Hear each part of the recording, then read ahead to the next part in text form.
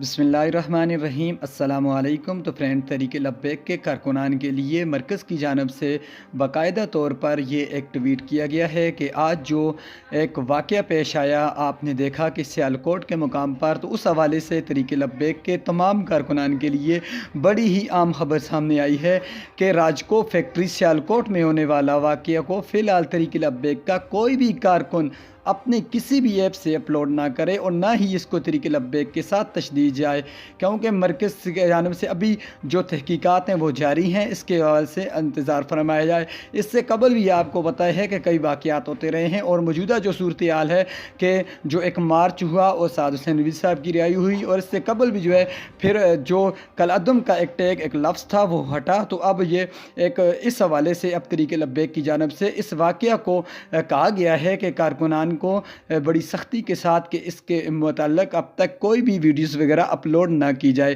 Please channel کو subscribe کر کے ویڈیو کو لائک کر دیں، یہ خبر تمام کارکنان تک پہنچا دیں۔